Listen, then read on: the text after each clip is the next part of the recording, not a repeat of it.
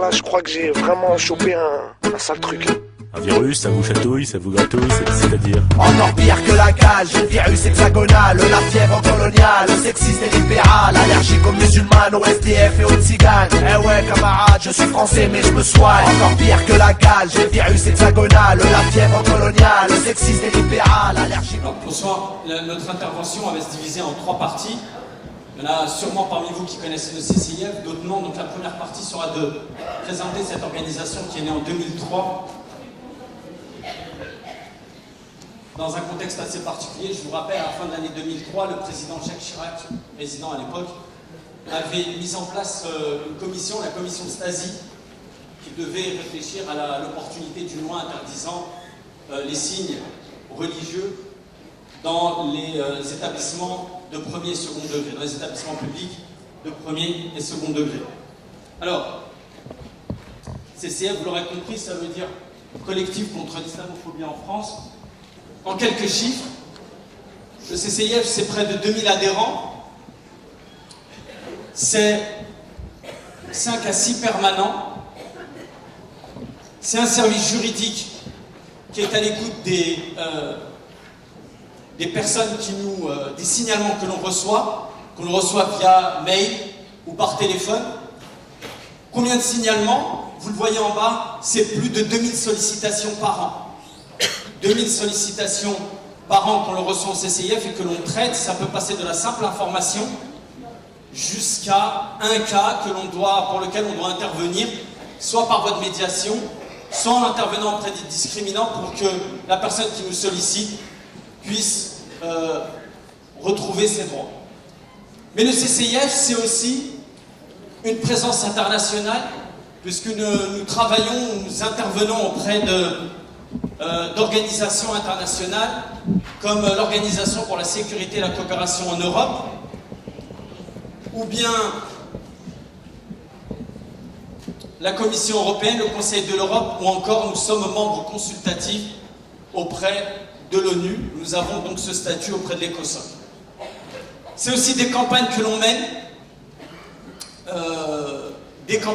mène, pour sensibiliser les gens sur la question de l'opinion publique, sur la question de l'islamophobie, mais également pour les mobiliser, notamment sur des attaques qui sont proférées par certains médias ou certains hommes politiques. Le CCIF, c'est aussi 19 antennes réparties sur tous les territoires nationaux et avec lesquelles on verra, vous pourrez travailler dans votre région, votre localité. Deuxième partie de mon intervention, très rapidement, c'est un état des lieux de l'islamophobie. Un rapide coup d'œil nous permet de constater l'augmentation croissante de ce phénomène, malheureusement, dans notre pays, puisqu'au niveau du CCIF, nous avons enregistré 691 actes en 2013, avec une augmentation de 47% par rapport à 2012, 764 actes en 2014, donc une augmentation encore de 11%. Et puis pour l'année 2015, pour 2 mois, uniquement les 2 premiers mois de l'année 2015, comme vous pouvez le voir, nous avons déjà 208 actes recensés. Les premières victimes de ces actes islamophobes, ce sont les femmes dans plus de 80% des cas. Et nous avons pour l'année dernière recensé 22 agressions physiques contre des femmes. Tout à l'heure, à l'introduction, on vous a donné une idée de ce qu'étaient ces agressions. Ce sont des agressions qui ont pu parfois même arriver jusqu'à faire perdre un bébé à une des femmes agressées. Alors, quelle est la situation maintenant depuis les attentats de début janvier? En fait, le phénomène que l'on a constaté depuis les attentats contre Charlie Hebdo, c'est le même phénomène que l'on constate depuis que le CCIF étudie ce phénomène. Mais cette fois-ci, on a un miroir grossissant de la situation que l'on a pu constater. Un exemple. Depuis les attentats, vous pouvez facilement constater l'explosion des actes islamophobes, puisque l'année dernière, à la même époque, nous avions enregistré 76 actes, alors que cette année, nous sommes à 156 actes, soit une augmentation de plus de 100%. Comment avons-nous traité ces attentats dans nos médias, dans les discours? Certes, il y a eu des hommages qui ont été rendus à toutes les victimes, de manière indifférenciée. Mais le traitement, quand même, mérite une attention particulière. N'en déplaise à M. Finkielkraut, qui, je l'ai vu sur BFM RMC, a nié le fait que les musulmans étaient les premières victimes de ces attentats. Il considérait tout simplement que les premières victimes de ces attentats, c'était d'abord les journalistes, et ensuite les juifs qui ont été pris en otage et assassinés dans l'hypercachère. C'est vrai, mais par contre, ce qui est faux, c'est de dire que les musulmans ne seraient que des victimes collatérales. Vous avez en face de vous deux exemples qui illustrent mon propos. Ahmed Merabet, ce policier que l'on a tous vu à l'écran, sur nos chaînes d'information continue, se faire lâchement assassiner, tué à bout portant par les terroristes. Enfin, vous avez aussi le correcteur de Charlie Hebdo qui appartient aussi à cette communauté qui a été tant attaquée depuis les attentats post-Charlie.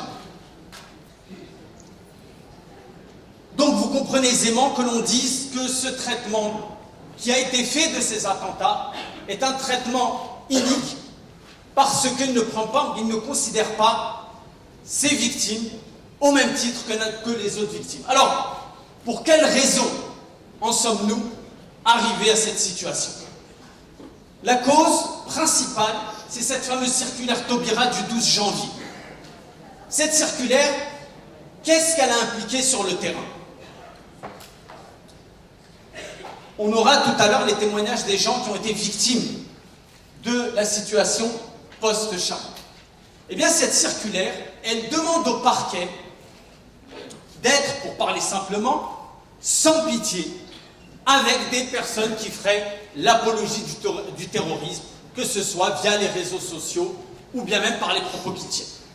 Et ce que l'on a constaté, nous, au CCIF, c'est qu'en définitive, bien sûr, il y a eu un traitement assez spécial vis-à-vis des gens de confession musulmane.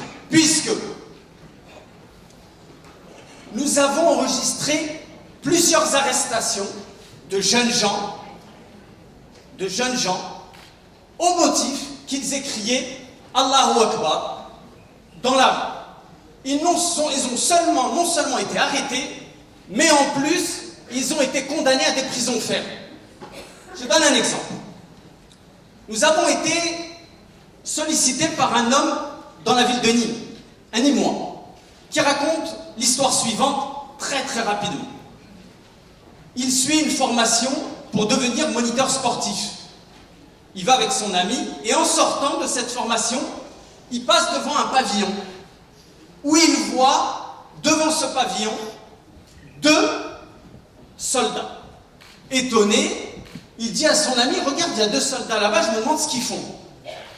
Ni une ni deux, monsieur, à 3h du matin, se voit réveillé par la gendarmerie, qui le transporte et qui l'emmène directement en garde à vue. Inutile de vous dire le choc qu'a subi ce jeune homme et avec qui évidemment j'ai parlé, qui m'a rapporté ce témoignage.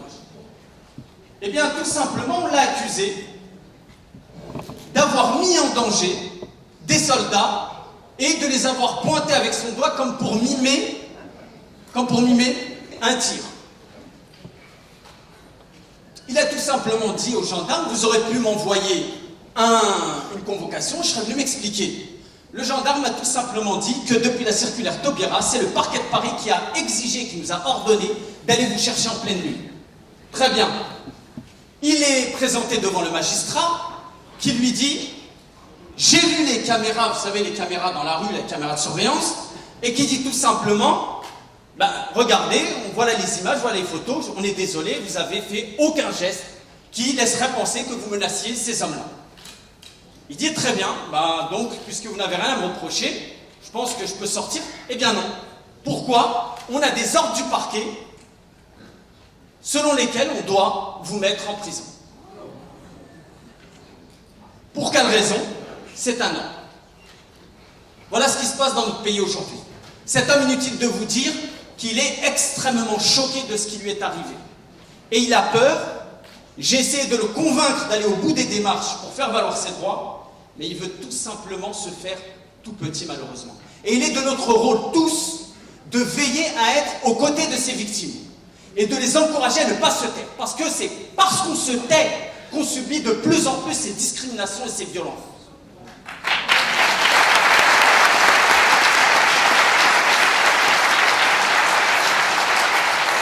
Nous pensons au CCIF qu'il est très important de développer des partenariats à la fois locaux et nationaux, c'est-à-dire travailler entre grandes organisations, mais également au niveau local, dans les villes. Pour cela, le CCIF met à disposition les 19 antennes qu'il a sur le territoire national pour travailler avec vos éventuelles antennes, ou je ne sais pas, sections que vous avez en province. Deuxième des choses, il faut aller parler aux citoyens. Je tiens ici à dire que si je suis d'accord avec l'idée selon laquelle, nous assistons à un racisme d'État dans notre pays, qui ressemble étrangement à ce qu'on a pu connaître dans les années 30, malheureusement. Je veux dire haut et fort que les Français ne sont pas islamophobes. Et il faut absolument travailler avec l'ensemble de notre population. Il faut aller parler à l'ensemble de nos concitoyens, les alerter sur ce qui se passe, les sensibiliser sur ce qui se passe.